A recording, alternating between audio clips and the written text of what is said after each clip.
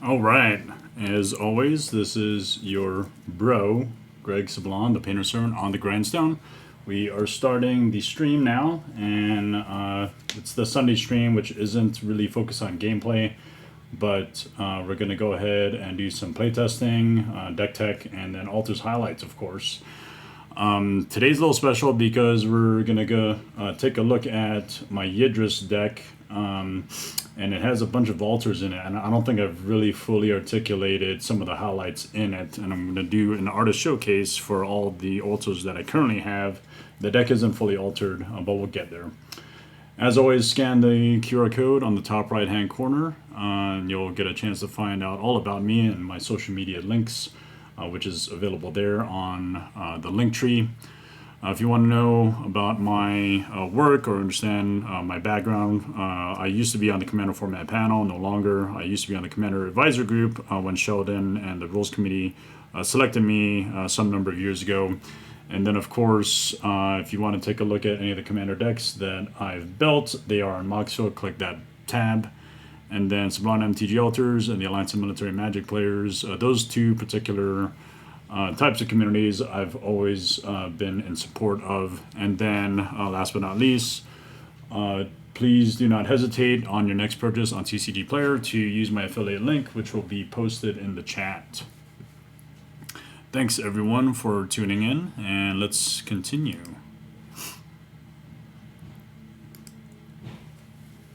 All right, so a little bit more on the communities that I support. We, of course, at Sublime MTG Alters, do a lot of really great work, and our expertise is in anime and highly detailed artworks. So if you have some sort of idea or want us to visualize your intent, please do not hesitate to reach out to us, and you can also scan that QR code on the top right-hand corner. On the bottom right-hand corner is the other QR code for the Alliance of Military Magic Players, otherwise known as AMMP or AMP. We are a community of folks that are around the world and different dudes and dudettes that are stationed Germany, Korea, Japan, etc., and the United States, and it doesn't really matter if you're active duty or not, or if you're a Navy airman, or a sailor, airman, soldier, Marine, Guardian, or Coast Guardsman, etc. We would like to connect, and please don't hesitate to reach out to us, and you could do so via that QR code. The platforms that we primarily operate on are on Facebook, and of course we do have a Discord channel which has some number of 500 plus members. We'd like you to engage, reach out. Thanks. Okay, so now we need to go to the meat of the stream, and I guess if you've seen the post on the Sublime MTG Alters page, the first thing that we're going to probably talk about, or that I will talk about, is going to be the recently completed Darkstalkers Morrigan altar. And so I don't have the physical copy in front of me right now, unfortunately, because my sister-in-law, who lives in Japan, she is about to ship it out, but I do want to make sure we highlight her work, even though we're disconnected. And we do that on the stream periodically. Last time that we did an altar highlight, it was done by my wife Michiko, but this time it's Kamiko, her sister, so we want to bring that to light here again. I think we got some order of 700 plus likes on the Sublime MTG Alters page for the Morrigan Darkstalkers altar. So if you liked that and want to hear more about what it is, then stay tuned.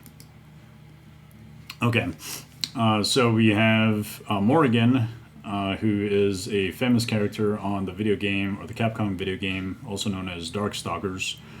And very clearly, this artwork is extremely detailed, and, it's in theme.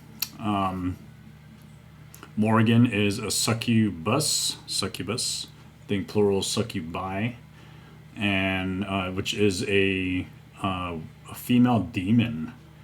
And so I think what happens is, as far as the altars are concerned, a lot of our fans, when they reach out to us, if they want to buy an altar or if they want to commission an altar, they know we do some really great anime work. And this is one of the awesome examples of what we can do.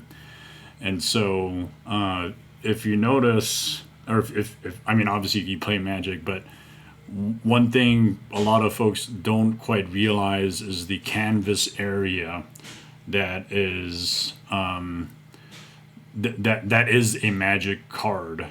So you're looking at about a 2.5 by 3.5 inch Magic card.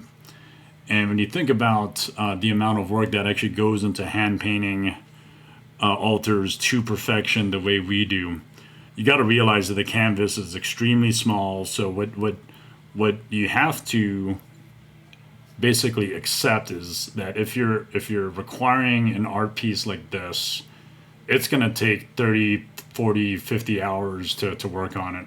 So naturally, you see all of the details in this piece. Morrigan is an extremely sexy character, and so the client, I think when he first reached out to us, I think he was enamored with one of the other previous Morrigan altars that we did, and so we wanted to capitalize on looking at some additional reference work. I think he gave us a little bit of artistic liberty to find something that we liked and then just have fun with it. So I think there was someone on the comments section in our page who I think he's somewhere in Europe, and he's talking about, and a lot of the comments are kind of funny in the in the Facebook page, but I think a lot of folks were like, oh, demonic boobs or demonic, tutor. I guess in some European language, tutor, Tuttar, the way that's spelled, it actually represents the bosom area, which I thought was pretty hilarious. And so when we work on a piece like this, we acknowledge, of course, the skill set and the requirements, and then when we paint, like if you notice, there's some line work that's achieved here. We're not messy. We're very flat. All of our works are very well depicted and reference fairly exactly. So you're not going to get a shitty product. You're going to get a high quality product when doing this. Also take note that the copy of Demonic Tutor, it is a real Magic card.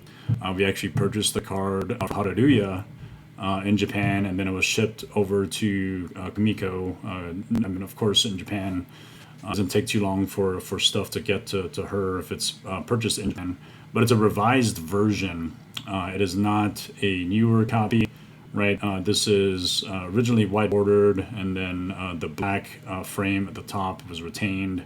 But then the areas behind the letters and then on top of the frame itself were painted to fully accentuate Morrigan's facial features and hair. So we didn't want to block that out. How much of the original reference was used? There's some portions of it, of course, that we could not accept to paint on, because then we'd basically be trying to paint something extremely too small, and we couldn't shrink to size all of the features, but we wanted to get the most out of the reference, and we did. So what do you all think? Put it in the comments, put it in the chat. Let me know what you think of the Darkstalkers Morrigan Demonic Tutor.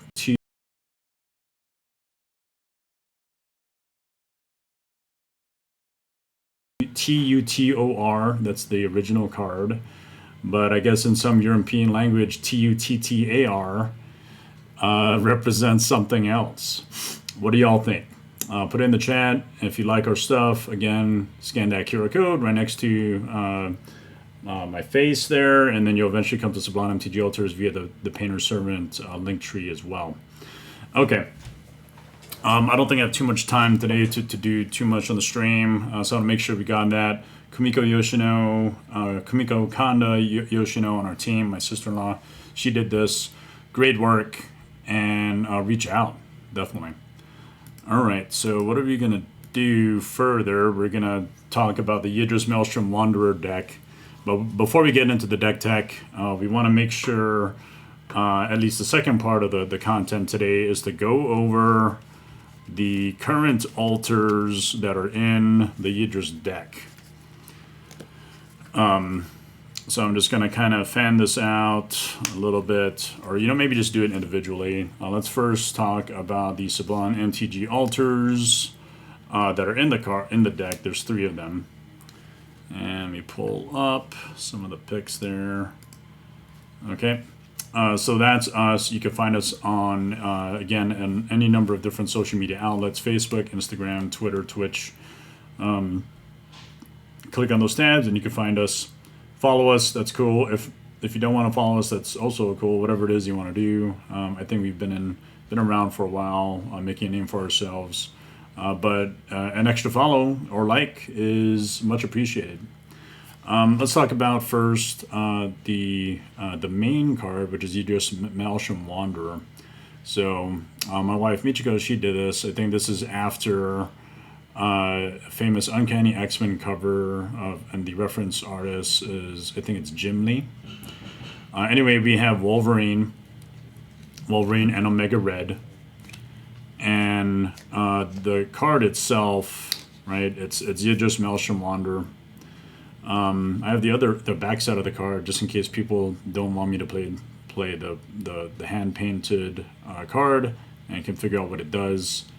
But what we do know is it's a pretty freaking awesome card. If you check out some of the foiling features, they accentuate the metallic parts of Omega Red and Wolverine, right? So Wolverine with his adamantium claws, and then Omega Red with some of his coils, and then some other parts of his armor. They're accentuated in foil. So what would you assume is the amount of hours that would be spent on a card like this? Because you're not just painting, but you're also deciding how to accentuate the foil. And there's a lot of line work, there's a lot of details. What do y'all think? Also, who is the Maelstrom Wanderer? Wielder. I always mix this up, Wanderer versus Wielder. Who is the wielder here? Is it Omega Red or is it Yidris? It's a single card creature character, and really in my mind it's Wolverine. Blue, black, red, green, everything but white. I think it's all about chaos. It's all about just smashing face, like dealing damage, lots of damage, and then kicking ass altogether. So we'll talk about the deck tech soon, but I want to go over all the altars currently in the deck. But do y'all like Wolverine and Omega Red as the reference? I do. I loved it. This is a personal ask that I asked my wife to go ahead and alter. This was actually part of an altars project that was originally done for the Rules Committee and the Commander Advisory Group when I was still on it. And all the folks on there, for who they were at the time, I ran a project with a bunch of other altar artists. And we had a great time, at least the artists had a great time, painting the altars and then making that a reality for them. I think I mentioned that this was my favorite commander, but it's tied with, I would say, Captain Sisse, which I don't have altered, but still both amazing commanders.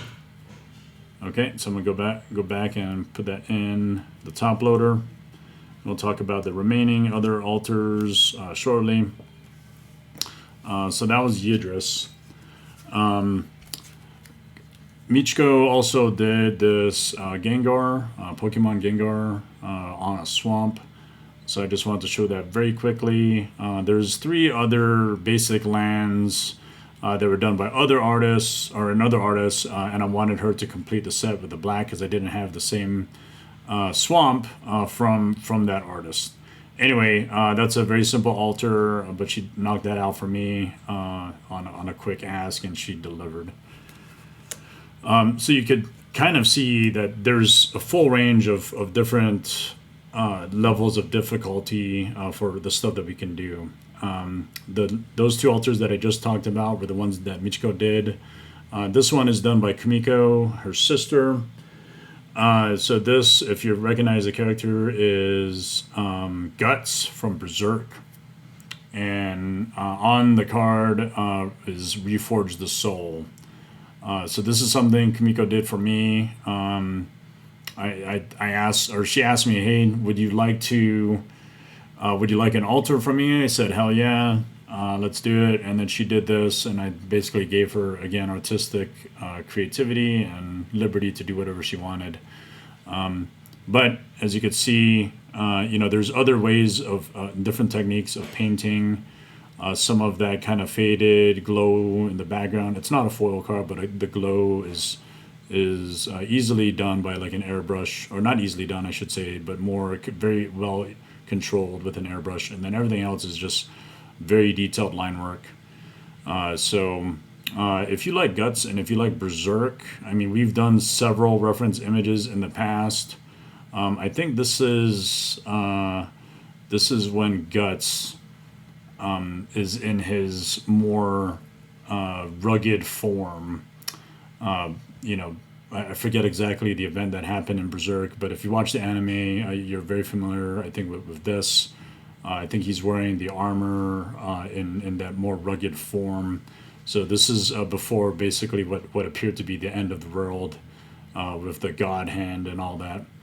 I'm sorry, it was after that. So for the original version of Guts, he was a lot cleaner, more violent. I would say in the second form that he became, he was more rugged, but he was basically cursed. And so this is that version after the God hand catastrophe. So that's cool. Okay. So enough about Sublime MTG altars. We are doing a showcase, right? So we got to talk about the next set of altars. This is done by Michael Beausoleil. So he's done some really great stuff. And I mentioned previously that there was another artist that did the Pokemon basic lands. So Michael Beausoleil from Relative Whimsy, also previously known as MRB Altars, he did these. They're Pokemon. So we got Bulbasaur, we got Pikachu, and then we got Squirtle. So these are really cool. I didn't have the swamp, and so this is an interesting thing. He posted something, I think, on his page. He said, I'm selling these basic lands, and I think they were like $25 a pop. I said, hell yeah, I wanna pick those up. And then I went ahead and just PM'd him directly and then got it off his stock inventory. So this was an easy sell for me. I wanted to pick these up.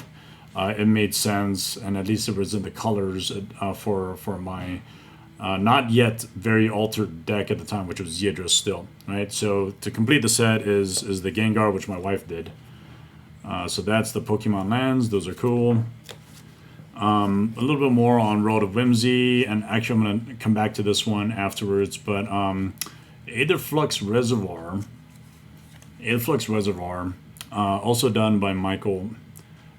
This is of the Death Star. So if you're a Star Wars fan, there's a lot of detail that went into this. This was actually a in-person pickup for an altar that he sold at an SCG Con that my wife and I also had a booth at many years ago. I think this was back in 2019. At the time, if I recall correctly, SCG Con was allowing altar artist booths to be able to set up. I think about a year or so later, they put out a notification that they were no longer catering to altar artist booths. And so this, at least for the stock inventory that Mike had at the time, was available. I picked it up in person and paid some order of maybe $200+ for this. I don't remember. So you might also ask how much are altars. It kind of depends on the artist and what their portfolio asks of you in terms of what you're willing to pay. Bottom line is every artist is different and they have different styles, and you may end up paying more money for art altars than others. So just be mindful that whatever it is that you're asking for, It's probably first within their skill set, but you can't ask them too much if you're asking for less to pay for it, right? I think there's this triangle of economics in terms of, or just maybe is it artist work? I don't remember. But you can't have all three things, right? These three things include price, like a great price, like relative high speed and quick, right? And then great quality. You can't have all three. And so it just depends. So if you're asking for something that is extremely high quality, and you want it done fast, you need a sacrifice on price, right? If you want something and you want a great price, you need to sacrifice on quality and but you probably will get it at high speed, right? So you can't have all three. You can only do two, and then you need to sacrifice one. So I just want to be clear on that. So I picked this up from Mike on in person. That was really cool. And then this is actually a little bit more of what he does now, which is an ode to Dr. Seuss for a lot of his current work. And so this is a Sol Ring. I actually picked this up secondhand. Someone that is a good friend of mine. Never met him in person, unfortunately, but we did a lot of transactions for Magic cards. He did this. I forget what Dr. Seuss book this came out of, but what Mike does really well is not just depict Dr. Seuss art or style of Dr. Seuss art on here, but he does text really well. So I just want to show that. This is a Sol Ring. Tapping the Sol Ring is a fun thing to do. It gives you not one colorless mana, but two. So Mike also throws his rhymes in there, which is awesome. So he's not only an artist, but he's also extremely creative with regards to poetry, which stands out here. I picked this up secondhand. I think there was a Ristic Study or something else that my friend was selling, and I was too late. I couldn't pick it up, but I said, hey, lock in the Sol Ring for me. And I did that and paid a good amount of money for this.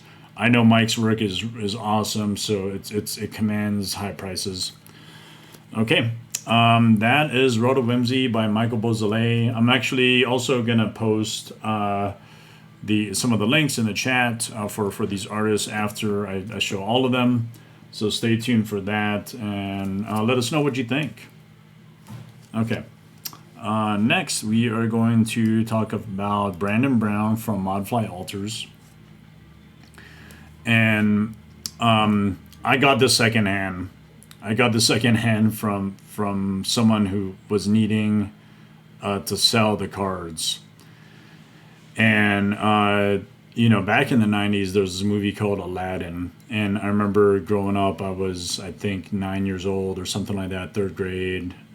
Whatever age or whatever grade that was at that age, and there was some really cool memories that I had watching the movie, but I saw this. There was a seller on Facebook wanted to sell this. They needed the cash. And, I know Brandon Brown, not extremely personally, but we've talked before, and his work is also amazing. This is Urborg, Tomb of Yawgmoth, and then we got Aladdin over here, Cabal Coffers, and this is representing the Cave of Wonders. So if you watch that movie, this is a very iconic scene where the Cave of Wonders has some sort of... I think it's a panther or tiger or something, that opened its mouth. That's the opening of the cave. And then Aladdin's coming out of it. There's all kinds of really cool things that you could really reminisce about with this. So Brandon Brown did an excellent job. He goes by Modfly Altars. And if you see in the photo, it's very, very small. but his logo is depicted as a little fly with eyeballs that are pretty huge on it, and that's Modfly. So if you like his work, go ahead and give him a follow as well. He does some great stuff. And I think he's a lot bigger on X / old Twitter. And then I think he's also bigger on Instagram. So Facebook may not be the ideal place to reach him at. Anyway, check out Modfly Altars. That's cool. The next altar I want to bring up is for my good friend SK Altered.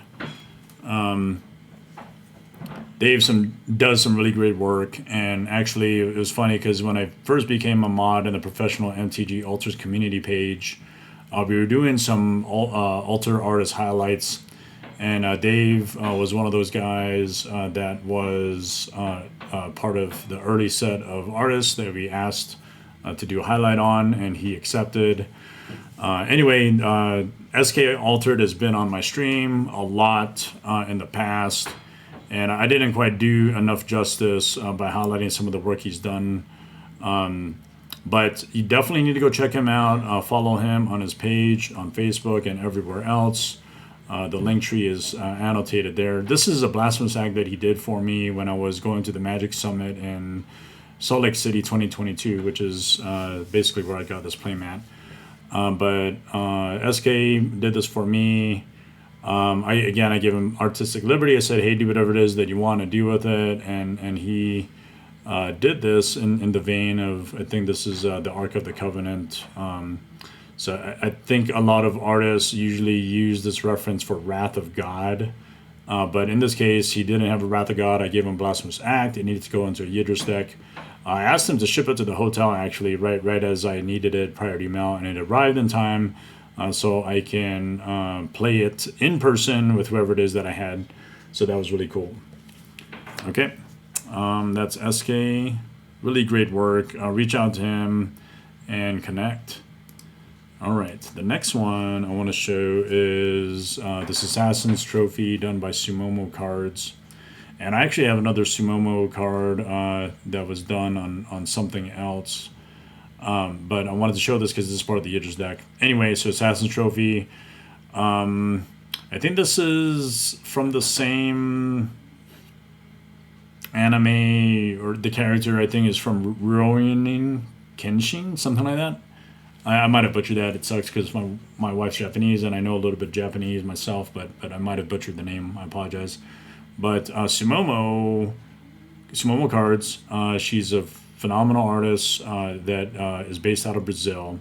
And she also does some original artwork on her own, but she has a very anime style type of execution. So I would say she's one of our main competitors. She might also, I think she has lower prices than we do.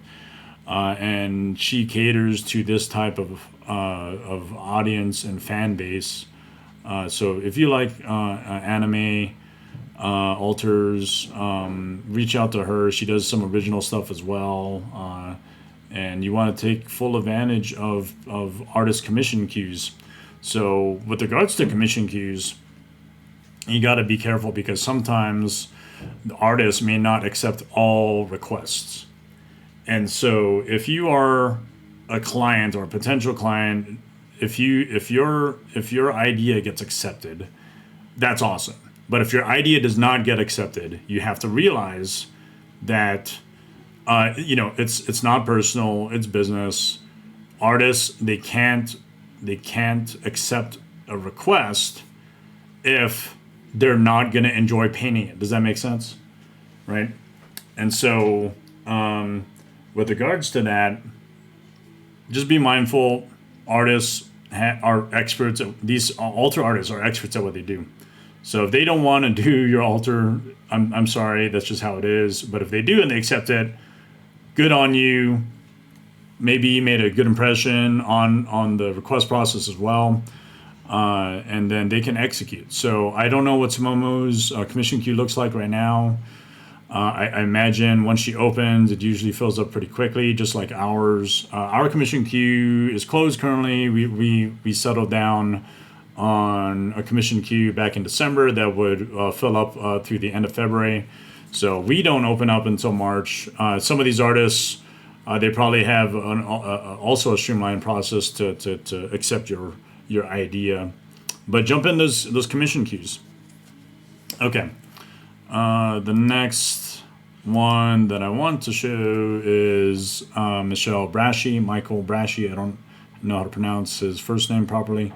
But MIB Altars, very unique style, very original. The stuff that he does is amazing. Go follow him. He's also on any number of different pages, social media wise.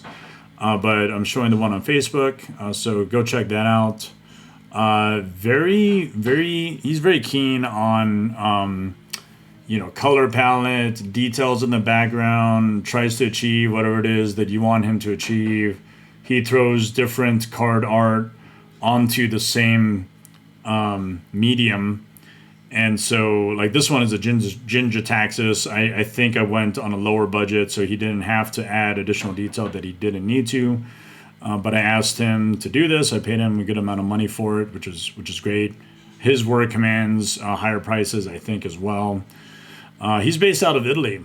So, I mentioned Simone was from Brazil. I think a lot of the other artists that I mentioned were stateside, U.S., if I didn't mention that, I missed that. But MIB is based out of Italy, so you'd have to overcome the idea that maybe your request could get stuck somewhere in transit or customs or whatever. But you're gonna have to articulate the amount of money you're willing to pay if it requires some sort of customs tariff or whatever. And agree to shipping methods, etc. So be aware that these artists are not all in the United States. MIB is based out of Italy, so you might encounter that issue. Okay, great one there. Last I will go ahead and mention is Skooma. So I don't remember if Skooma is still in operation. There's some issues, I think, in the past, potentially with clients' requests being fulfilled, their commissions being fulfilled. I didn't really suffer that too much. I know he had a long wait list, but because he and I had communicated very completely over Facebook, we ended up collapsing on this, and he delivered, I think, within a year. So some of these folks, some of these artists, you're just going to have to accept that whatever the wait list is, whatever the commission queue is, you may not be able to get it in the time you desire it to be. And so things in life happen, shit happens. You're going to have to accept that you may not be able to get an altar next week or a month from now or 2 months from now. Maybe it's a year. I think that's how long it took to get this. But this is a demonic tutor.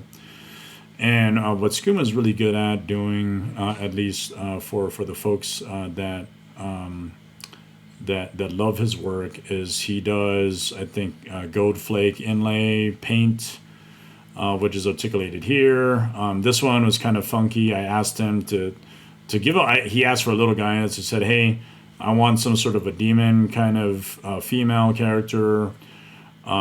She might have 4 arms, whatever you can do." And then, again, he's great with the gold inlay, and then he's also good at applying charcoal as a medium onto the magic card. So that's really cool. It's very shiny, has that gold kind of shine to it.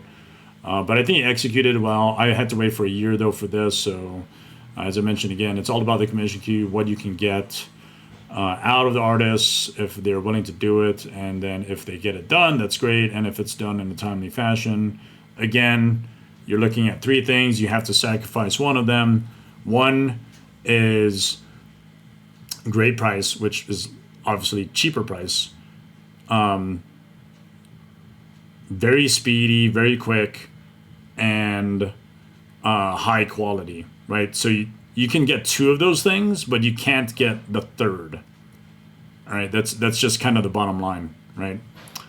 So go back to the previous comments I had earlier on that. Just be mindful whenever you're commissioning artists that you're going to have to sacrifice on one of those things. Okay, So we are moving on now to the second part of the stream, which is the deck tech. And I guess I'm just going to put this off to the side because this is all part of the Yidris deck. These are the only current altars that I have. 4, 8, 12. So I only have 13 altars in the deck. And when it comes time to it, I'll end up talking about the deck a little bit more. But let me flash really quick to Moxfield. And I think I promised to put the links for the folks in the chat. So let me go ahead and quickly do that. And I'll wait for Facebook to populate, put it in. And while we're all waiting on that, I guess I should show the Moxfield screen.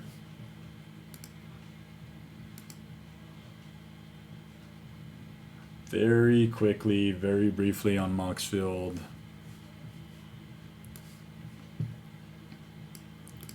And then we'll go back to the cards.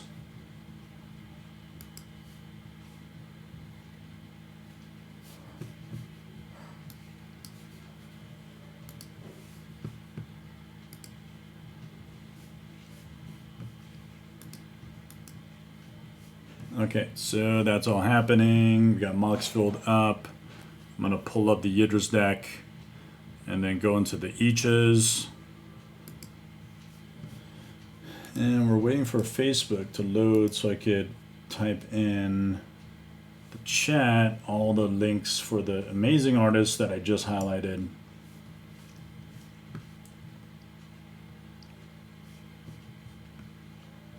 And we have that up. That's cool.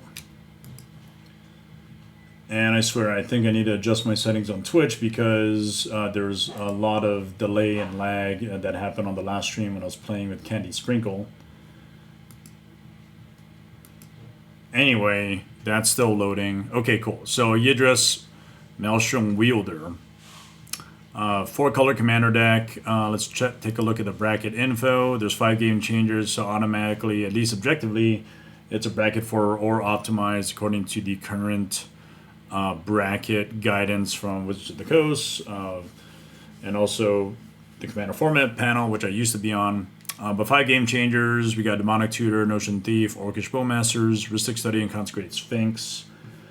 Consecrated Sphinx was actually a card that I nominated to be put on the list, and no one else or everyone else forgot about that, but I ended up capturing it properly. So that was, I guess, one of my contributions. I hope that was valuable to the CFP. Okay, cool. So I'm on Facebook right now. I'm going to go and copy that list that I posted on the page.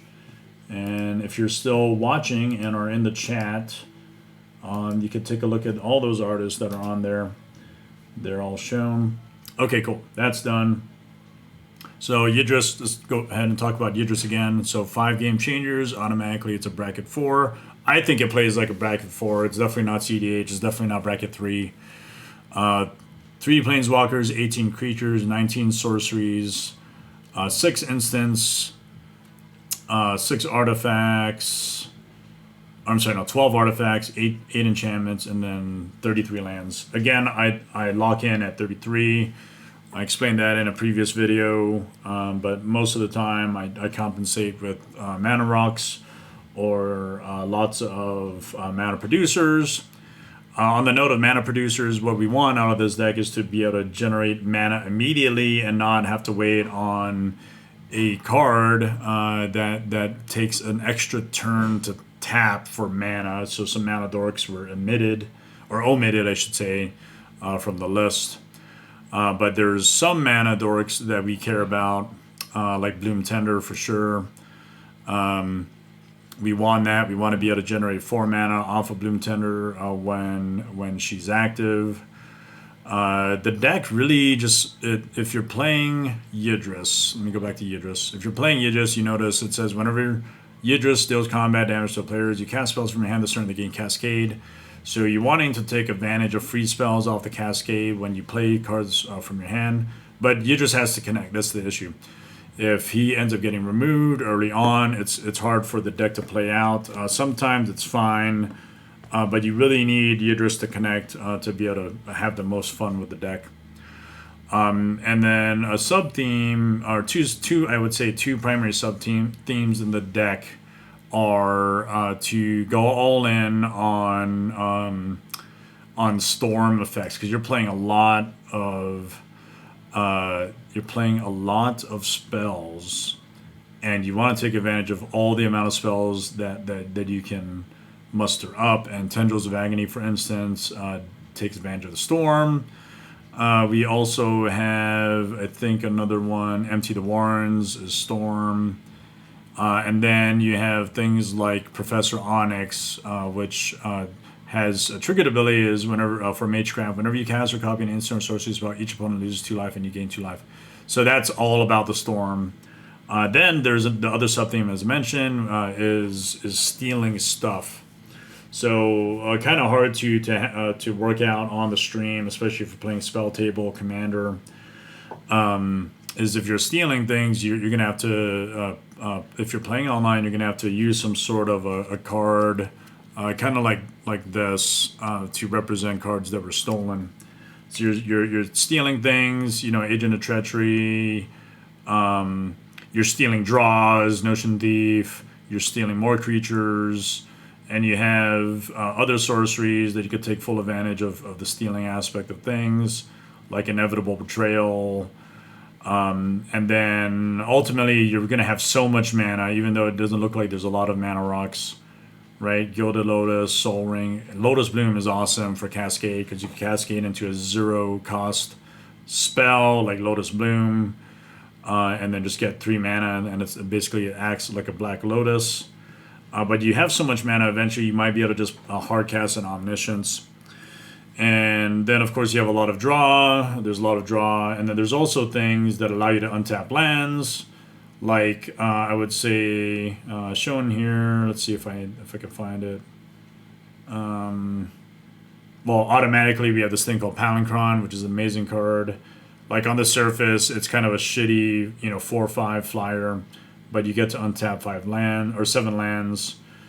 This usually combos out with Deadeye Navigator, but it's not in the deck. I don't choose to put it in there because I put that in like 2 other decks, and I don't want it to be too repetitive.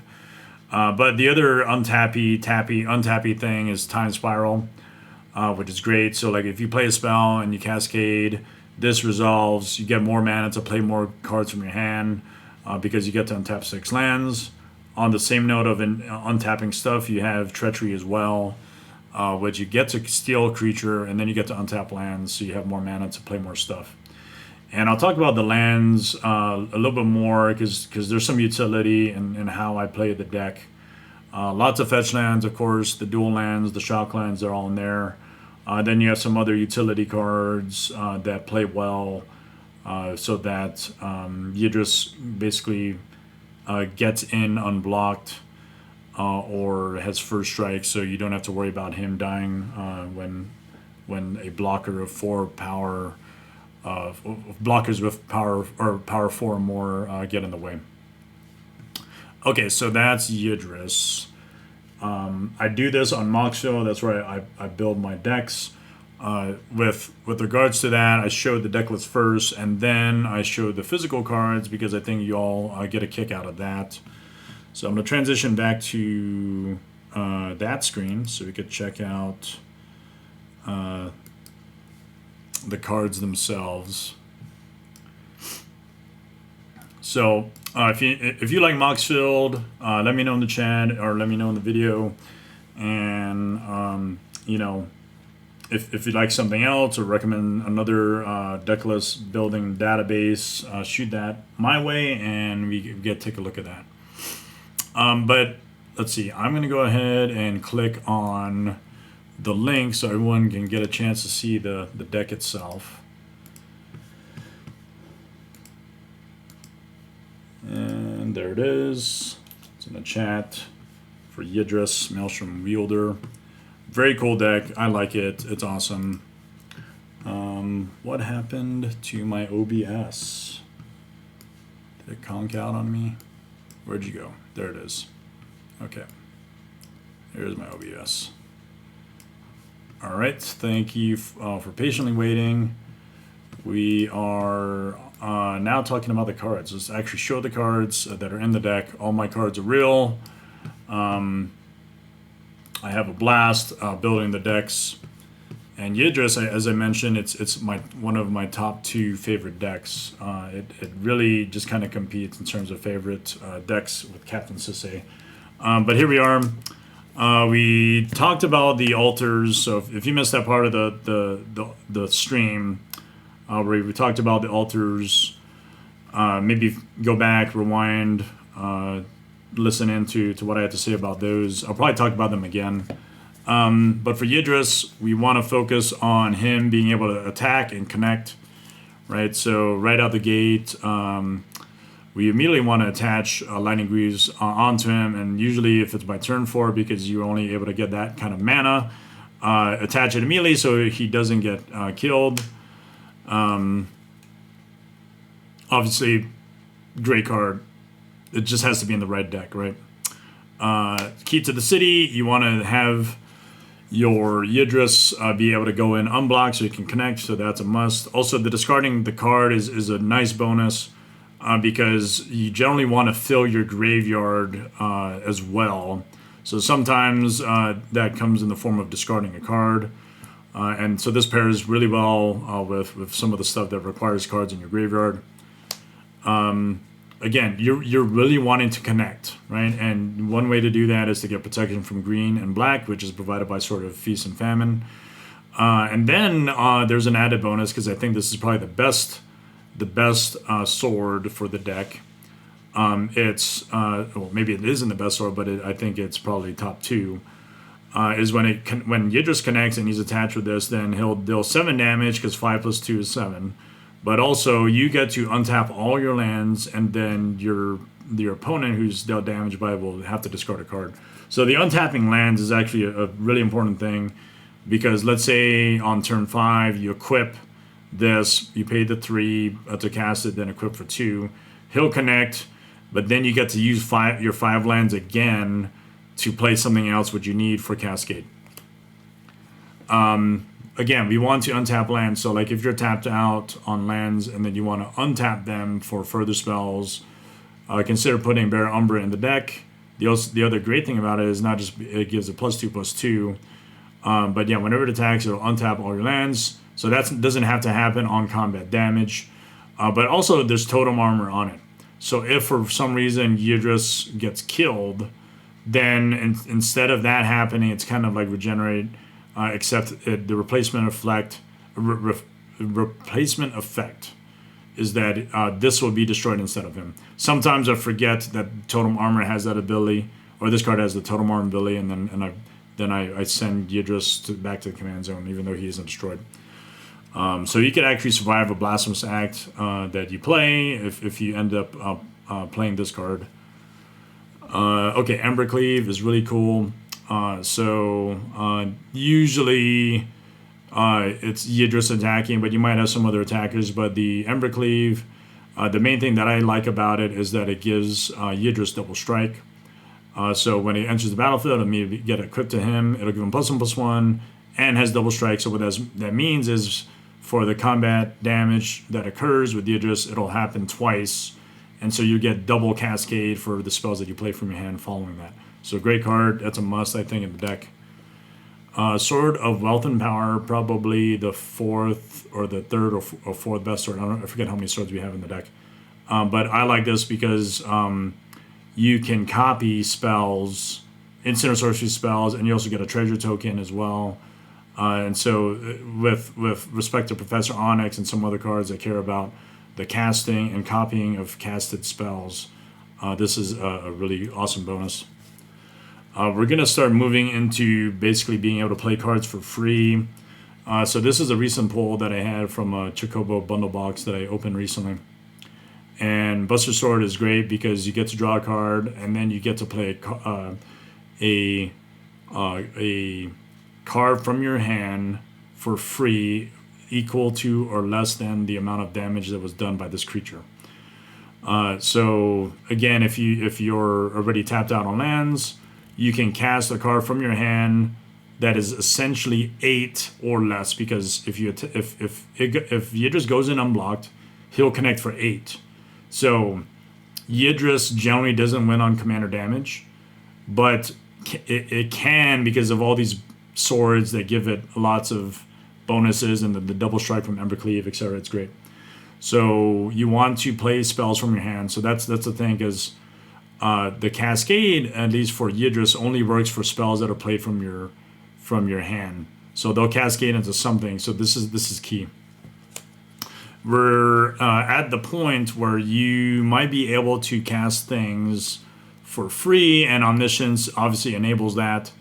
I have an easy time just hard casting this thing, and I think it's an amazing card. It should be in pretty much all blue X decks going forward. But you may cast spells from your hand without paying their mana cost. It costs 10 mana. Sometimes, actually, this will never get cheated in from Cascade. It'll almost always be cheated in some other way, or just hard cast.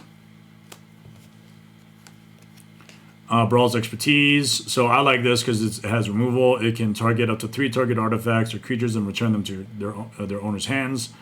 And then when you play this, especially if it's from your hand, then you can play another spell that is lower casting cost for free.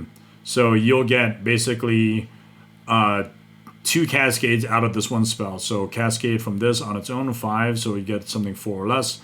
Then you have a card from your hand that gets cast from your hand, so that's 4. And then it'll cascade into a card that is 3 or less. So you actually end up getting like 4 spells out of this one card, which is pretty amazing. Tali Primal Storm, this is just to get the most out of whatever remaining creatures like that can do things like this in the deck. And you're stealing stuff. This is the precursor to the CEDH Atali. The 6-drop, but whenever it attacks, you have each player reveal the top card of the deck, and then you get to cast that. Now, those cast cards aren't allowed to be cascaded separately after combat damage with Yidris, because it has to happen from your hand. Maelstrom Pulse, so now we're talking a little bit more about interaction. So Maelstrom Pulse is fun. Maybe you target a few Soul Rings if you don't have a Soul Ring out. This is great, I think. Kind of a slept-on card. A lot of other cards came out after this, and I think this was even legacy playable for a long time, and then it just kind of fell away. People forgot about it. Assassin's Trophy came out, and it's like whatever. Curtain's Call, I think, is amazing because it's 6, but the cost is reduced by 1 for each opponent. So very likely, if you're playing the spell and you want to cascade from it, you're probably not paying 6. Instead, you're paying so 6 minus 3 is 3. 1, 2, 3. 6 minus 3, so it's 2 plus the 1 black, so that's 3. So you pay this for 3, but you benefit off of 6, so you can cascade into 5 or less. Cinder Vines is cool, kind of a slept-on card. Whenever an opponent casts a non-creature spell, Cinder Vines deals 1 damage to that player. That's great. So some quick damage that gets in, but also you can feed your graveyard by sacrificing and destroying target artifact or enchantment, and then it'll do 2 damage to that opponent's controller. Fiery Confluence for your artifact hate, but also it can kill off pesky 1/1s. So you choose 2 modes. You can choose any one of the 3 modes, and you can choose it 3 times. So you could go all 1 of all 3, or 2 and then 1, or 1 mode 3 times. That's amazing. Pesky artifacts, pesky creatures, and then if you want to try to finish off opponents, you can by dealing 2 damage to each opponent. You can do that 3 times, so you can do up to 6 damage, or 3 artifacts, or deal 3 damage to all the creatures. Pyroblast. So I don't play counterspells in this blue X deck, obviously, because what happens is if you cascade into counterspell, it has nothing else to do but counter the card that it was already played against. But Pyroblast has an if clause, so destroy target permanent if it's blue. So if you actually don't have to target a blue permanent, you don't need to. Also, with Cascade, you don't even have to cast the cascaded card. You can just put it at the bottom of the library with the other revealed cards. Kolaghan's Command, just a little bit more on your interaction removal package. You get to have 2 modes selected. That's cool. Return target creature card from graveyard to your hand. If you needed a card again, that would matter to you the most. Destroying an artifact or dealing 2 damage to target creature player, or having a player discard a card. There's a lot of drawing in the deck, so what more can you get out of it than to play an Orcish Bowmasters? So this is actually a fairly recent addition to this. When you're building decks, you have to figure out like what cards really pop, what cards would really make the deck shine, and if you're drawing a lot of cards, why not take the most advantage out of cards that exist like this, where you can deal damage to players and then build up your orc armies. So 1/1 flash, when it enters battlefield, and whenever an opponent draws a card except for the first one they draw in each of their draw steps, deal 1 damage to any target, then amass orcs 1. Deck through time, your graveyard starts to fill up, so generally speaking, you're probably only going to pay 2 blue. And oh, by the way, it's an 8 cost spell. Even though it's reduced, you're still going to be able to cascade into cards that are 7 or less. And that means that if you only paid 2 blue, you can still cascade into 7 or less, which I think is great.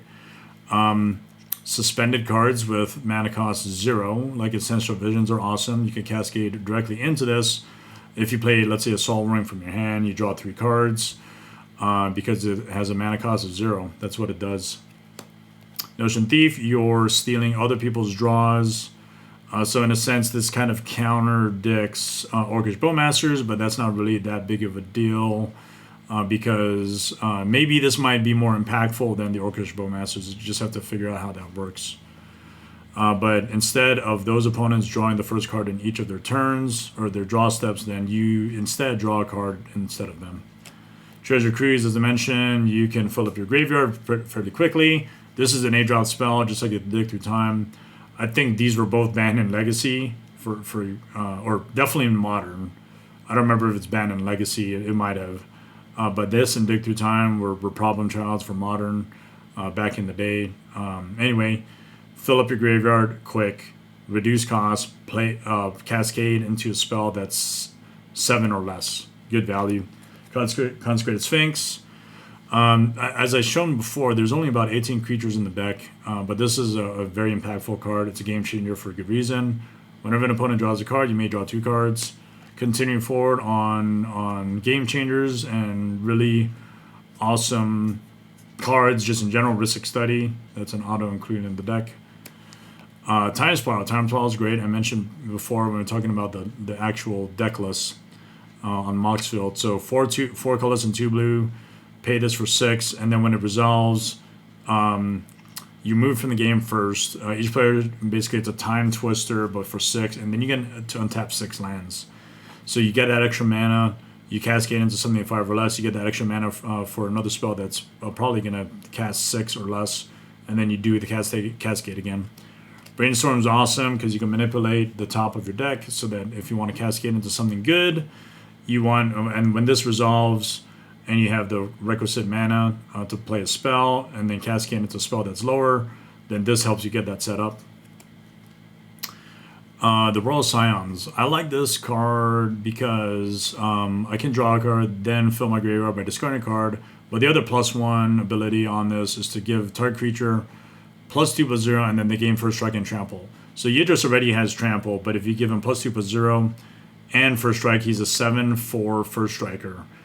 And generally speaking, people would probably either let that go unblocked, or they'll still block just to try to prevent that extra damage coming in. But very likely, that's not going to happen. And so the Royal Scions does a really good job of doing that.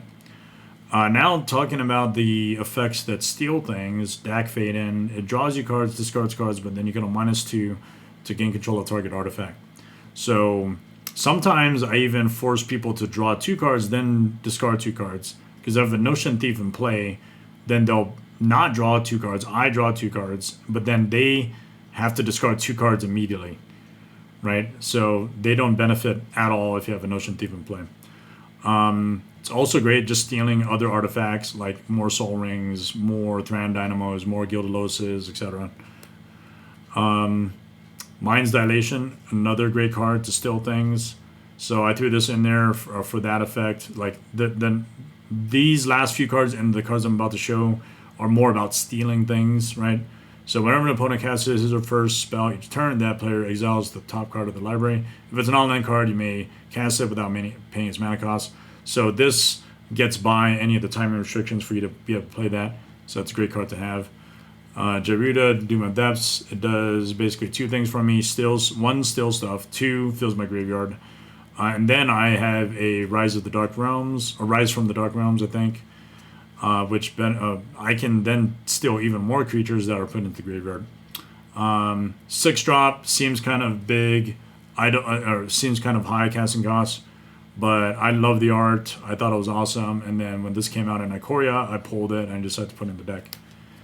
Inevitable Betrayal. This has a mana cost of 0, so you can cascade into this just by playing 1-draw spells like Soul Ring or Tinderwall. You get to look through an opponent's library and then choose a creature card and then put it directly into play. I think that's pretty awesome for 0. Agent of Treachery has an ETB, gains control of target permanent, so it doesn't have to just be a creature. It could be maybe someone else's omniscience. Who knows? And then at the beginning of your end step, because you do steal a lot of things, if you control 3 or more opponents that you don't own, you draw 3 cards. So this helps benefit you not by only stealing things, but allowing you to draw more cards at the beginning of your end step.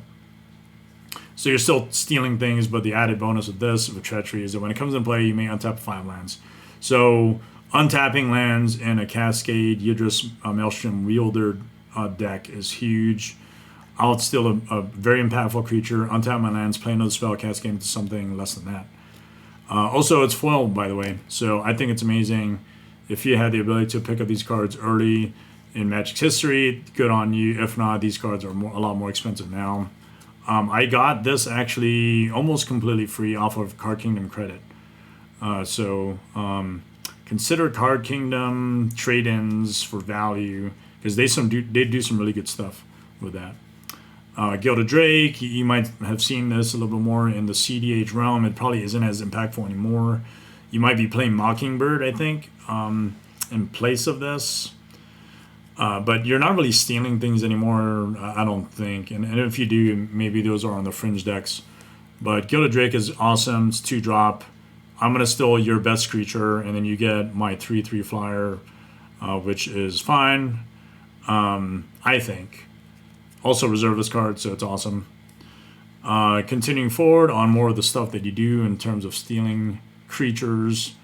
Olivia Voldaren, awesome. Pay a colorless in red. She's flying 3/3. You can deal 1 damage to a creature. So 1 if you want to just kill off a pesky mana dork or 1/1, you can. But if not, you get a +1. If not, that's fine because it will turn into a vampire, which you can then steal for 5 mana by using her second ability. You get a +1/+1 counter on her, and then you get to steal it if you pay 5 mana later. Rise of the Dark Realm. Sorry, I think I said Rise from, but it's Rise of. So this is a very significant card. I mean, it's a mana cost of 9. This used to be really huge in Commander. I think it has been forgotten. But you get to put all the creature cards from all graveyards onto the battlefield under your control. That's great. You're filling your graveyard. I think the opponents end up filling theirs here and there, and then you just benefit off of all the mana rocks and the ability to tap 9 mana for this. That's great. Spell Twine, pretty cool. This is part of the original Yidris deck. I kept it in there, and also the Volcanic Visions, kind of in the same sort of vein of... Oh yeah, Yidris, just so you know, Yidris used to be a precon, and right out of the gate it was amazing. But obviously there's cards that were printed afterwards that made the deck even better. So buy the precons, test it out. If you don't like them, upgrade it. You always have that option to do so. And then have the conversations about what brackets these are in. My Yidris deck is a bracket 4, but I still retain the cards that were part of the precon, right? Spell Twine, you get to basically steal opponents' instants or sorcerer cards, and then you get to get one of yours, replay that, pretty good stuff in the graveyard. Volcanic Visions, 7 mana basically to deal damage to the creatures on your opponent's side. So that's better than, I would say, Blasphemous Act in some cases. But you return it to your hand, then this card deals the amount of damage equal to the converted mana cost of that card. Pretty great because it's basically one-sided. You benefit, all your opponents don't. Waste Not, and then Bone Miser. So these cards are in there because of the discarding effects that happen on either your side or your opponent's sides, and you benefit from those triggered abilities where you can discard.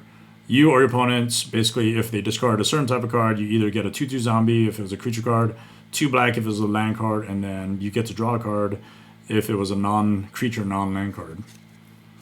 Palancron, I mentioned on the surface, it's a 4/5, not really that great as a creature, but you benefit from him untapping 7 lands, which is awesome.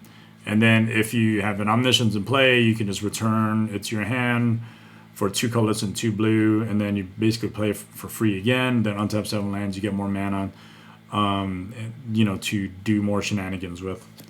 Lotus Cobra for the obvious landfall ability to generate additional mana. So you'll see in here that I have a lot of fetch lands, and if I play this on turn 2, on turn 3, I can have as much as, I would say, 5 mana. Usually I'm just paying the mana cost for Yidris to play the spell, and that's great. Vivi, I did not have this card in mind for Yidris, but then I was like, oh my god, there's no reason this should not be in the deck, so I threw this in there because you get more mana as well. You get to play a lot of spells, and then you get to, just like the Orcish Masters in terms of the damage that is dealt, you can benefit from that because you're playing a lot of spells again, and they're very likely non-creature spells, which is what Vivi cares about.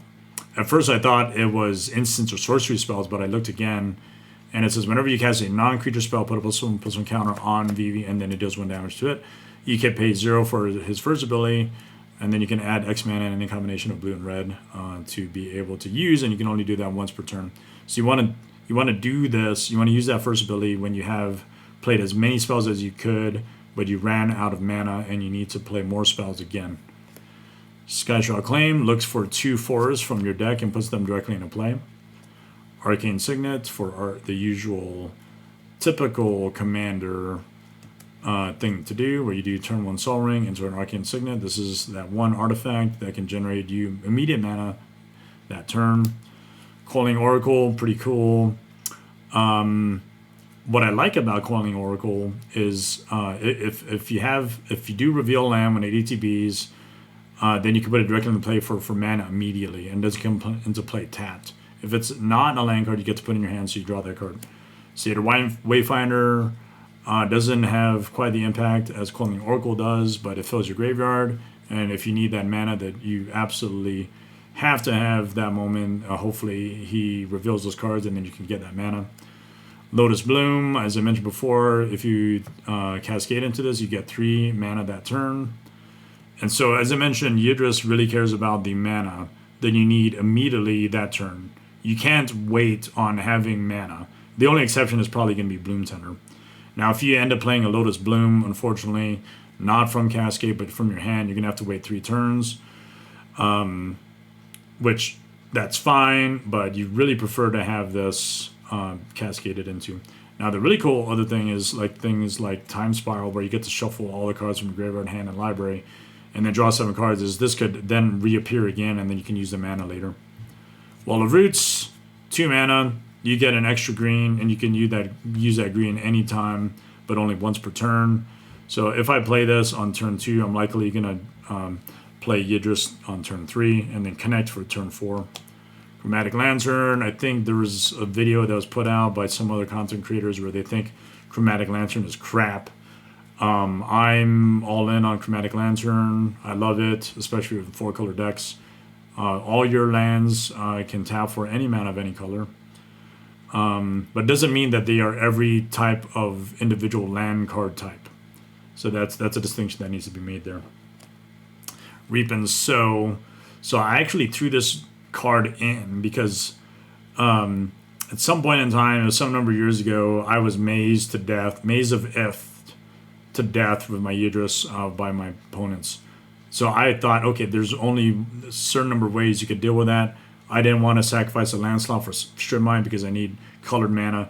Instead, play a card that can destroy a land, and then if you entwined it, because if you cascaded into this and you had a 5-drop spell, play this next, you entwine it for 2, you don't have to play it for 4 plus 2. If you had to do that, that's fine. It'll still only cost 4 if you played it from your hand. But if you had to do it from Cascade, you can entwine for 2, and then you can do both modes, destroying a land, and then also putting any land from your library and put it directly into play. So that could be an Urborg, that could be, I didn't have Gaius Cradle at the time, but that could be an Urborg. If you had an Urborg, maybe that would be Cabal Coffers. Those are the cards that you want to get. 3 visits to accelerate the mana again, and the force that you get is available immediately. It does not come into play tapped. Burgeoning is awesome. So I played a stream this past Saturday, yesterday, where I think I won. I won the game because I played Yidris, and I won on turn 5. That's because on turn 2 I was able to play a Yidris and then connect by turn 3. Whenever an opponent plays a land, you may put a land card from your hand onto the battlefield. So, especially if they're like tap lands, like the Triomes. So you play your 1 land, play this out. It's not quite like an exploration, but it's really cool because if it's turn 1, you're guaranteed to have 4 lands by turn 2. Now it'd be great if you had 5 lands by turn 2. That is what this card can enable. Bloom Tender, awesome card. If I had more of this, I would continue buying more of this. I think I have 4 foil copies of Bloom Tender, original print Eventide. I think it's an amazing card. When I first saw it and this deck came out, I was like, all right, I need to buy as many of these as I can. I did. And it's a great card. For each mana, for each color among permanents you control, add mana of that color to your mana pool. So this very easily can generate 4 mana immediately after Yidris comes in. So you tap for, let's say you had this, you tap for 4 mana from your lands. You can then just play another spell for 4 mana again because Yidris is out. Gilded Lotus is awesome. I think a lot of people kind of fell away from this, but I continue to use Gilded Lotus in a lot of my decks. Tap, it pays 5, or you pay 5 to play it, but then you tap it to add 3. It's just more mana later on. Tinderwall is amazing. Get your 2 red if you sacrifice it. So this is immediately. You don't have to wait to tap and sack. You can just sacrifice it to get the red that you need. So again, this is all about getting Yidris out very quickly by either turn 2 or turn 3, but at the absolute minimum, it's going to be turn 4. Professor Onyx capitalizes on the copy of spells that happen. So if you're playing into Storm, this will trigger her each time that happens. So this is basically your Tendrils of Agony on a Planeswalker. And she has some other cool abilities that matter when you play it.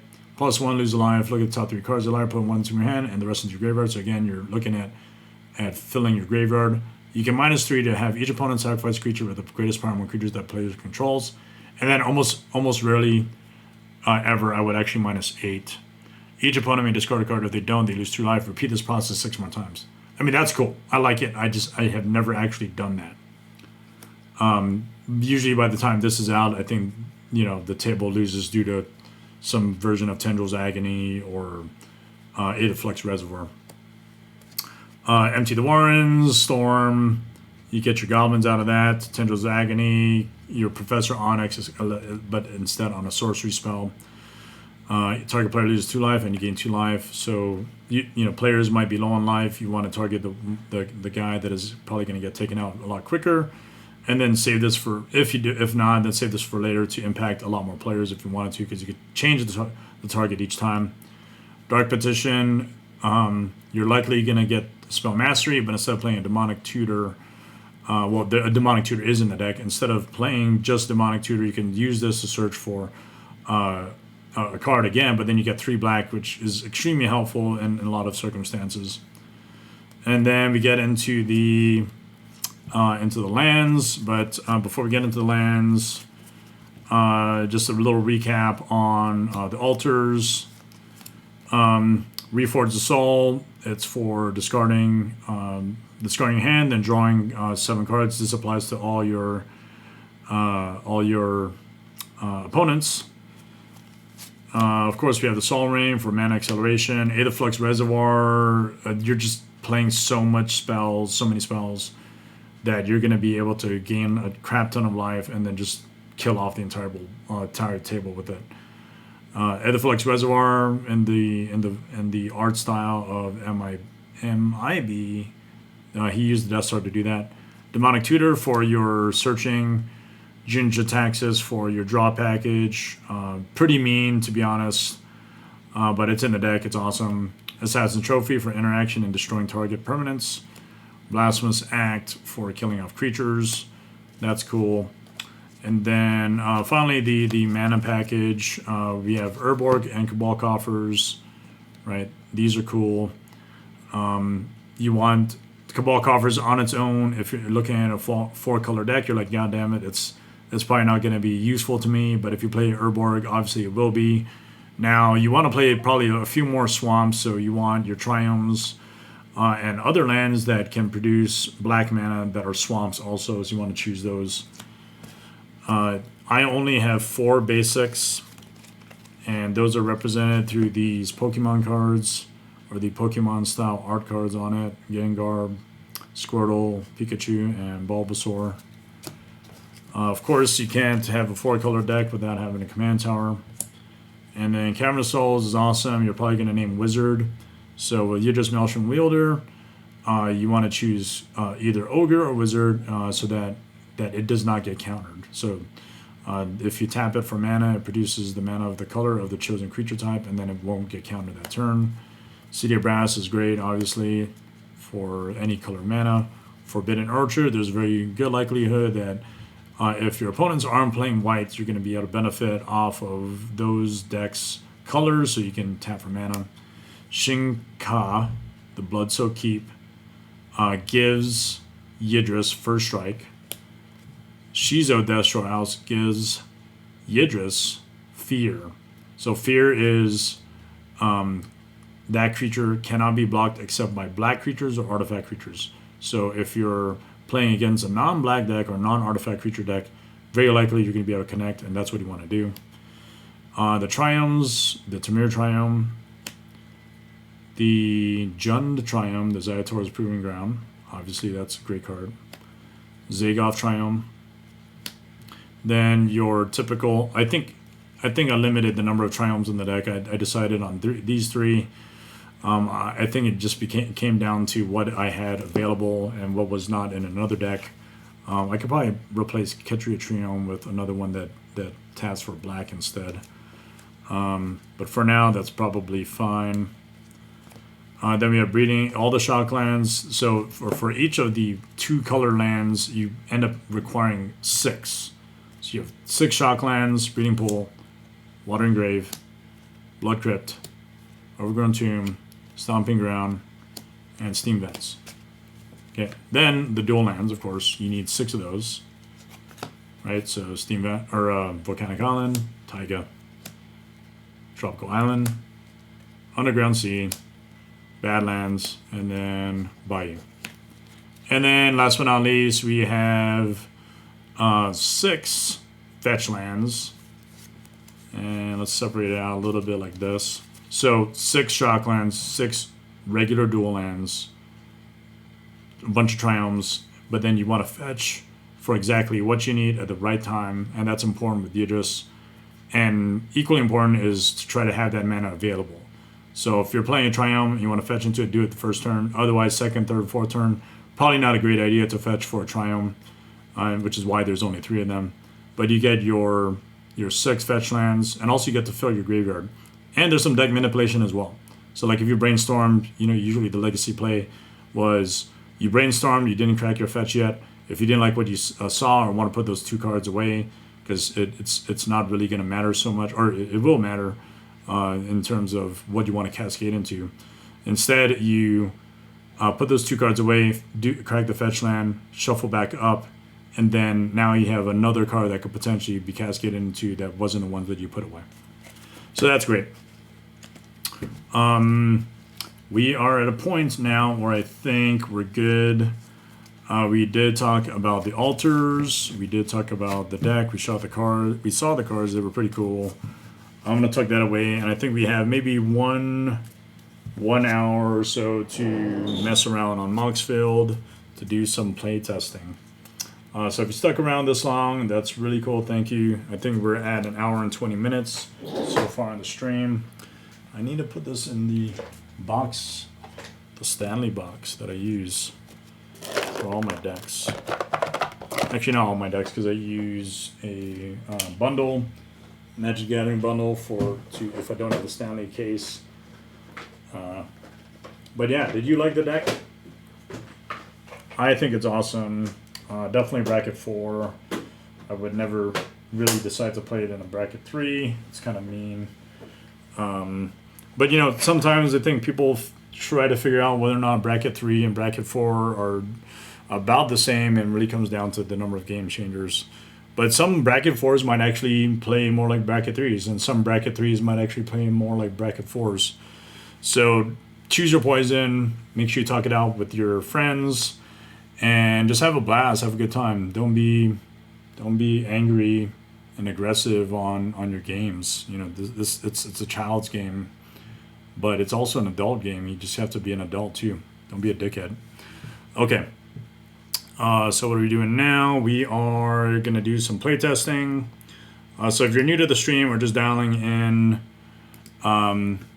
what I like to do is I like to do playtesting on Moxfield. And the one deck that we're gonna playtest, I put it in the chat, is for Yidris Maelstrom Wielder. We're gonna playtest that, but how do we do that? I guess you know, I'm not doing it live with other people. I'm doing it just against other decks that I play. I want to see how my individual decks play against each other, and you're going to see how that works. I have 4 panels that are shown, and I basically, all these decks that I have, I want to see how they play against each other, and I do that literally by using the Moxfield buttons that say playtest. So we'll go ahead and take a look at Maelstrom Wielder, Yidris Maelstrom Wielder, and we're playing against my newly constructed Maryland deck, which I'm waiting for cards to come in the mail for. And then we're going to play against Child of Alara, and then Captain Sisse, which I did mention in the stream. That is top 2 of my favorite decks. How do you all playtest? Let me know in the chat how you do that. If it's just playing your individual decks against each other in real time. Maybe it's on a table in your house. I know a friend of mine does that. Is it on the floor, on the carpet? You know, whatever suits your needs. That's kind of, you know, what you want to do. Because sometimes you just don't have enough time to go out to the LGS and then like just play test a deck. Or you may not want to engage with some other folks that you don't know online and just play test your deck. Maybe you also don't have enough time to just gather your friends to play on Spell Table. If you follow me on some other social media, you might remember that I'm part of the Alliance of Military and Magic Players, where if you're in the military, we connect with folks, so we try to line up games. And I have a lot of folks that I play with that are in the military over Spell Table, and we don't have to be in the same base or the same location. Anyway, we're going to go ahead and do some mulligans. But I think to keep things interesting, instead of y'all hearing my monotone voice, deep, manly voice, then, hey, what's going on, Judge Drez? I usually play with people on Spell Table. Sorry to derail, but are you open for commissions? You have that info posted somewhere? Yeah, hey, so right now we're not open for commissions. We filled our commission queue back in December, which pulls us all the way through until I think it's March. So if you want to engage with us on Sublime MTG Altars, please do so. Shoot the page a PM. I'll directly engage with you and then basically tell you, hey, the same type of thing, but we can put you on a wait list. Is that something you're interested in? Judge Drez. If you are, again, shoot me a PM. We'll put you on the wait list, and then we'll have you engaged with back in March. Let us know. With regards to playing with people on spell table, yep, I do that all the time. But when I can't line up those games, I want to playtest my decks against each other. So that's kind of the point of the stream here. It seems kind of maniacal, but I like to do this. It's actually pretty fun. Okay, cool. So Yidris, we did a mulligan there. Oh yeah, we're supposed to fire up some music. Yeah, no, I mean Judge Drez, if you're watching this thing, stick around for like 20 minutes, and then you might be like, man, maybe I should do this. But let's see, we're gonna play some music in the background, and let that go. It's not gonna be too loud. Is it crazy? I don't know. I think it's kind of fun. Okay. So, we did a 7. I think we can do a 6. Damn it. I wish this was better, to be honest. Now we have a Lotus Cobra. If we're at 6, it might be fine. Gosh darn it. Okay, we'll try this. I think this is probably fine. Child of Laura. Gonna have to redo that. That's 7. 6. No colored lands. Okay, this is probably fine. Oh, I threw this Aurora Awakener in the deck. We'll see how that plays. I think we're gonna bottom Micaeus. We're gonna mulligan Sisse. I don't really like that. Actually, that doesn't look too bad. Okay, we'll play that. Alright, we'll see how this plays. Again, if you're new to the channel and just want to see playtesting in action, this is one way to do it. I'll also show my spreadsheet where it shows me what win rates I have, because I've been collecting data for literally about 7 years now on all these decks. Alright, so let's go ahead and start that off. I think here I'm going to have to fetch for not a Triumph. Probably a green, blue.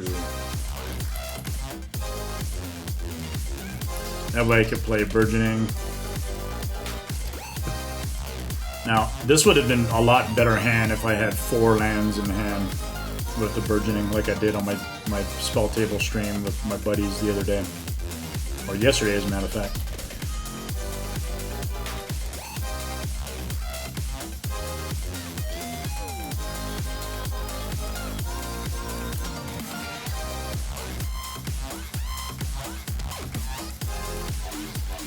Oh, we have to trigger Burgeoning, so that happens.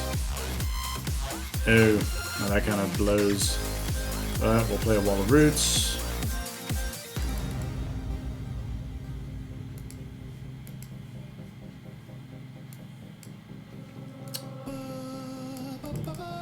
Indeed. Ancient Tomb, Breeding Pool. No really great targets to play. Reclamation Sage, so I'm going to save that for later. You need a 3rd mana to play that Ristic Study out.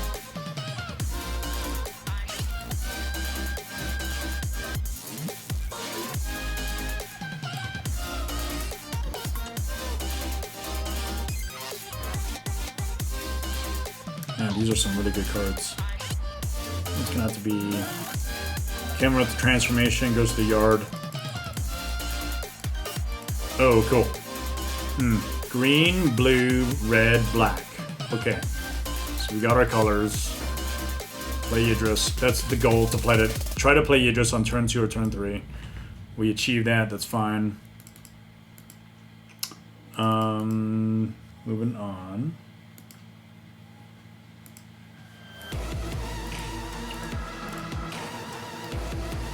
Two, three, 4. I mean, I guess I could have Arcane Denial, but you know what?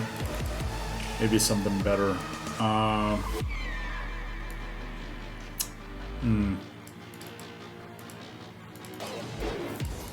just do this now.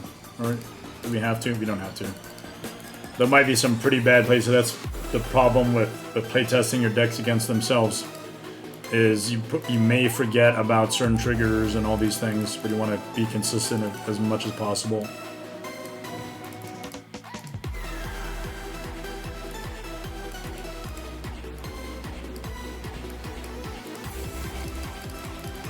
Yeah. You know what? I could have Arcane Denial, but that would have been lame. Okay, so 1, 2, 3, 4. Alright, so we'll do 5 damage. Let's go against the Child of Valar player. Oh, draw a card off of that one. Yep, that's fine. I think the proper thing to do here probably be... Oh, okay, I misplayed that. That's what would have happened. Would have been 7 damage.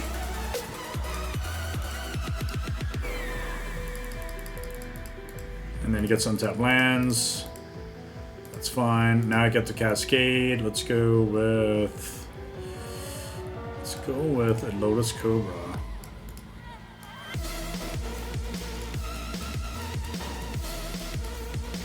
Alright, Ancestral Vision. It's really cool.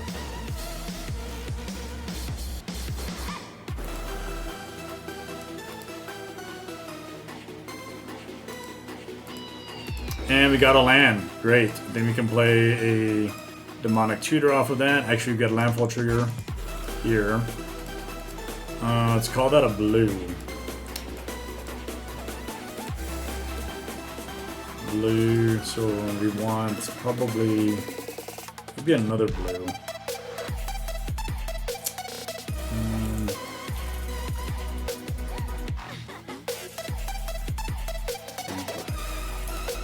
Lots of blue. Actually, make it a... yeah. Then on the second one, we'll get a red. And I think there's a cool feature on Moxville where you could actually show your mana.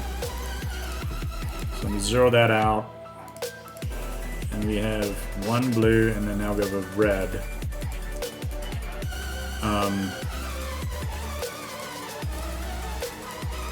Let's see, blue and a red. Okay, let's go with...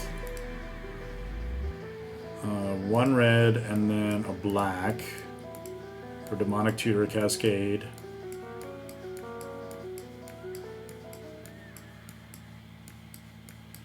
We're probably going to hit a Soul Ring or maybe a Inevitable Betrayal.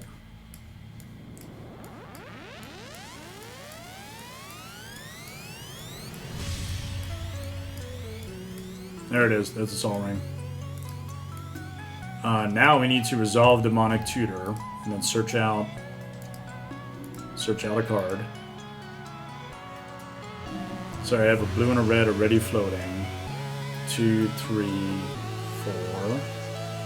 4. Ooh, maybe I'll get a Sky Shroud Claim. That's awesome. Oh wait, I don't have a green. That's my bad. I'm not gonna go Sky Shroud Claim. I'm gonna go with something else.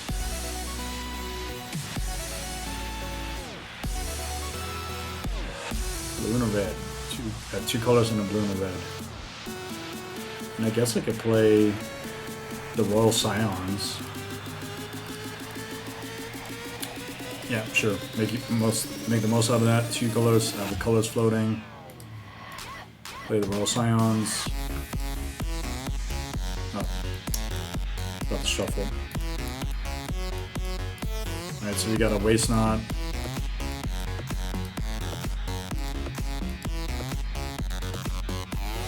This one happens, and we still do have a colorless. We're not going to be able to use it, unfortunately.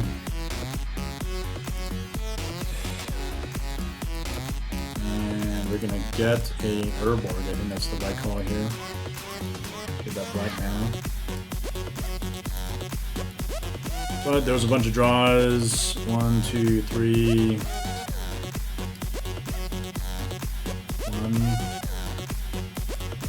1, 2, 3, 4, 5, 6. 6 draws.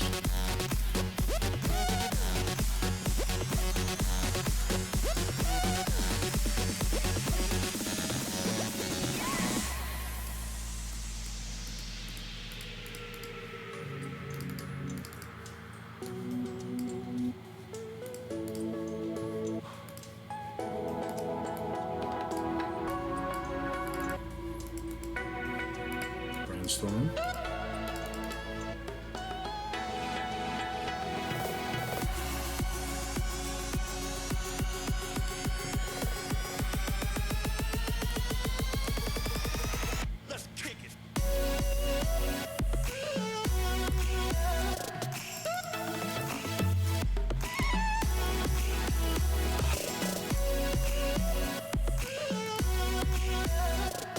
think the right play here is just going to be a Wrath of God.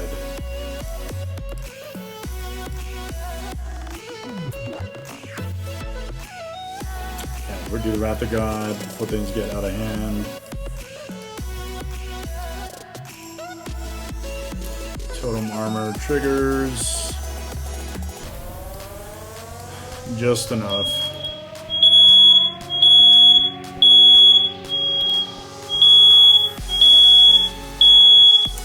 Got to activate that.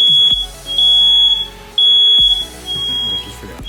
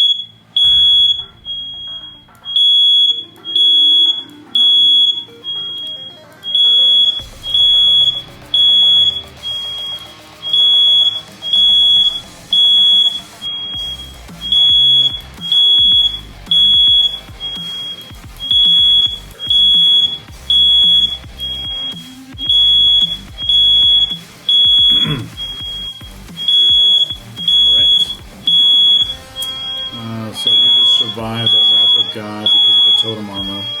Just remember what totem armor does real quick. If enchant, the creature would be destroyed. Instead, remove all damage from it and destroy this aura. Okay. Oh, this is going to be fun. 2, 3...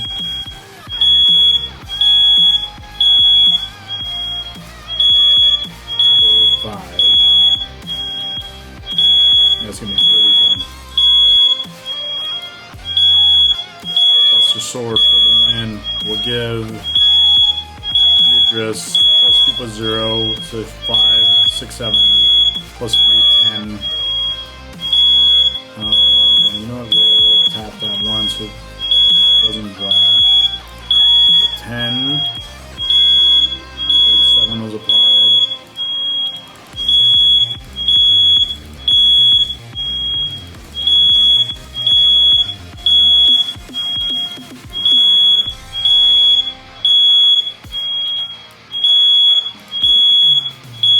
Okay, so that's from the hand. I dealt combat damage. Look what Buster Sword does. Draw, play your draw card, then you may cast a spell from your hand with mana value less than or equal to the damage dealt. So I can play something that's 10 or less. Only probably wanted to attack into the other players. 4, 6, yep. That's 10. That probably was overkill, but it's fine.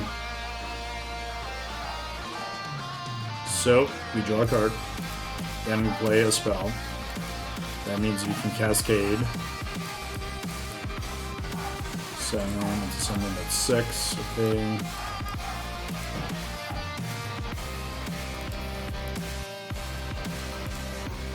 And we might need, I don't know if we're going to need a counter. I think we're going to need a counter for Storm. So that was 1, 2, 3.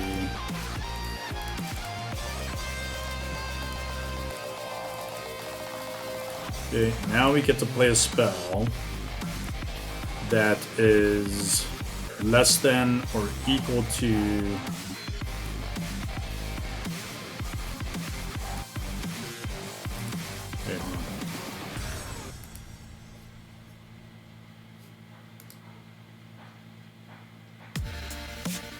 oh wait, actually, yeah, sorry. It would have netted the same result still. So this would have been better because I needed my 5 lands to untap. Yeah. We still get Lighting Greaves anyway. Okay, cool, that's fine. And we're gonna gain control of Sisay. And I guess we'll put this on Yidris. Actually, we'll put on just Sisay.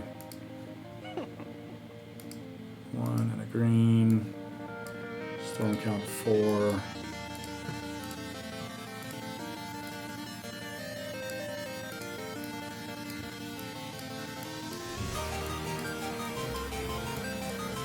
Yeah, this is what the deck does. Pretty gross. Okay, let that resolve now. I think we want a one blue. And Lotus Cobra out. Where'd the Lotus Cobra go? Oh, it died.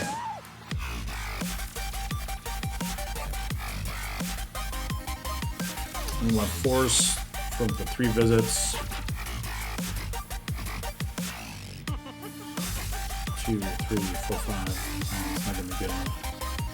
Okay, so Forest. Green, red. Maybe that's the right one.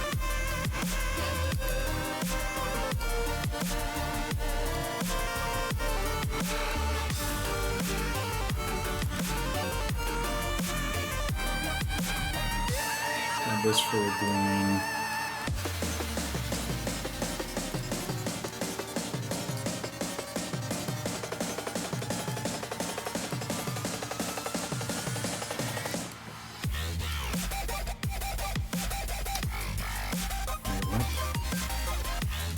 Oh yeah, so 5. Okay, 5.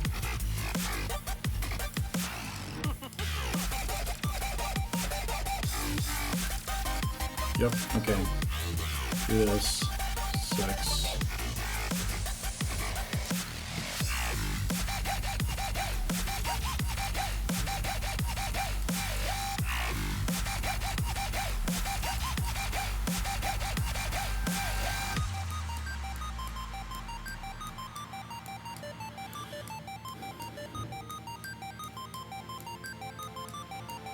And we're looking for a 1-drop or a 0-drop.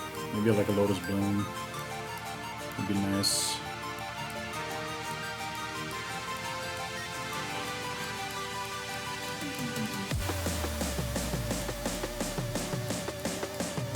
Oh, there's Power Blast.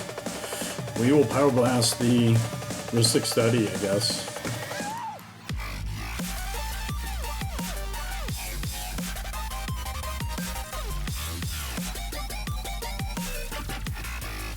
Okay, these go all the way down. Oh, we can put Lightning Greaves on the Bloom Tender.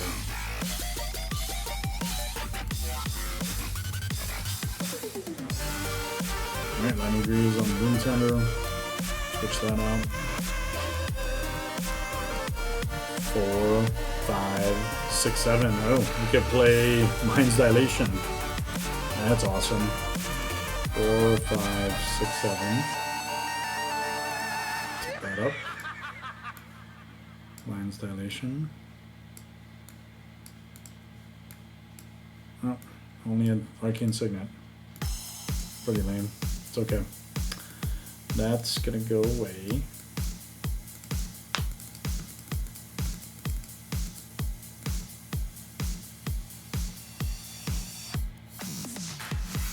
I guess I could Slight Conic Rift. 5, 6, 7.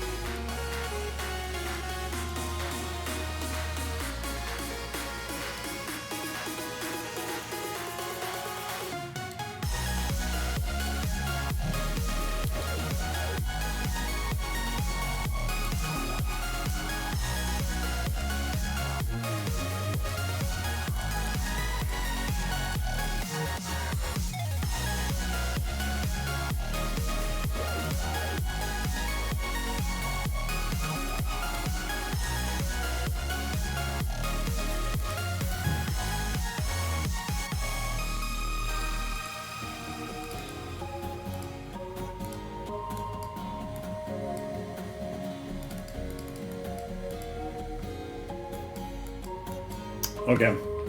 Well, I think in the interest of time, I'm just gonna end the stream now. I think we're just way too far ahead with Yidris that it'll honestly not really make that much of a difference. I didn't even have to play that land. Let me just see what I can draw here. Yeah. Okay, do this.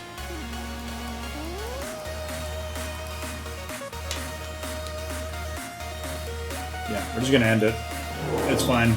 I hope you all liked how the playtesting worked out. We're gonna go to close out. I think Yidris was so far ahead, there's no reason to try to come back to. Child of Lara could have died, but that and killed everything. It just wouldn't really be meaningful, especially right now, because they'll just delay the game. I guess Cyclonic Rift could have done the same thing too, but we're not gonna do it.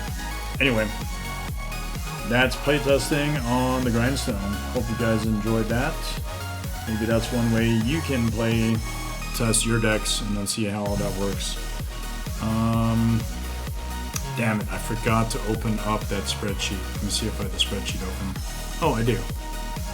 Okay, so this is the other part of the deck rankings that I was talking about, where we can basically show how Yidris did and what kind of win rate he had.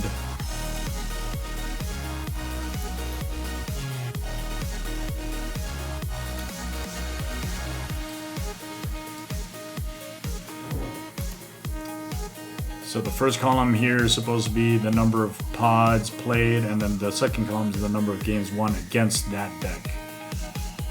So we had Yidris, we had Child, and I think we had, what was the other one? Captain Sisse. So we need to annotate that properly.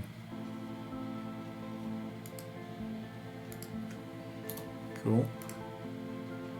So Captain Sisse. Yeah, some of y'all might think this is insane. It probably is. But Yidris has played against Captain Sisse 11 times and won 4. Maryland against Sisse 4 times, won 1. Child 9 times, won 5. So we need to go to Child and we need to go to Yidris to complete the spreadsheet.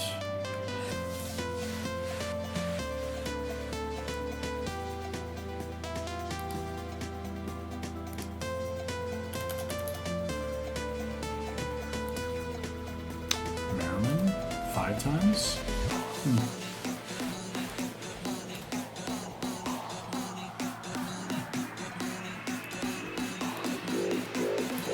I don't know if that's properly reflected. Let me go back to the Maryland.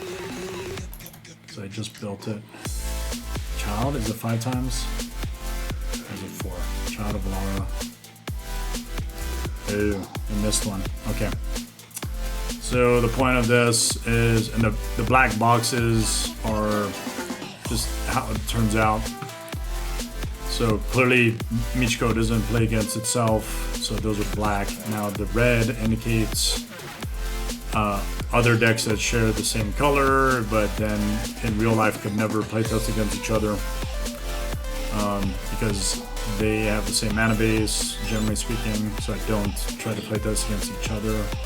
So for this stream, we had Yidris has a 29.7% win rate and a total of 155 wins over 522 total pods. And Maryland, which is recently constructed, I've played 42 different pods and won 42 times over a period of 150 different pods being play tested. Okay, so that's the proof in the pudding with regards to what decks have been playing against each other. And then my more recent decks are basically in the later columns, and it shows that here. So Maryland's my most recent deck being built, Toph, Tiamat, Deadpool, Baitor are the last 5 decks total.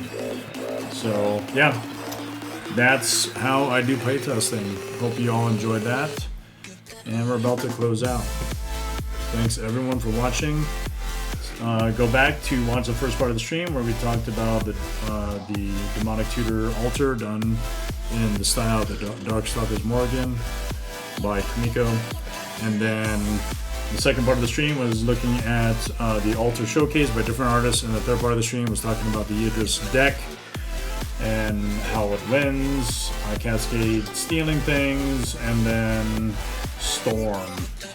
And then finally we ended off with playtesting there, and you all got a chance to see how that works. That's usually what I try to do on the Sundays, is bring that as an option, and maybe you all can consider doing the same thing. With that, this is Greg Saban, the Painter Servant on the Grandstone. I am signing off. Thanks everyone for watching.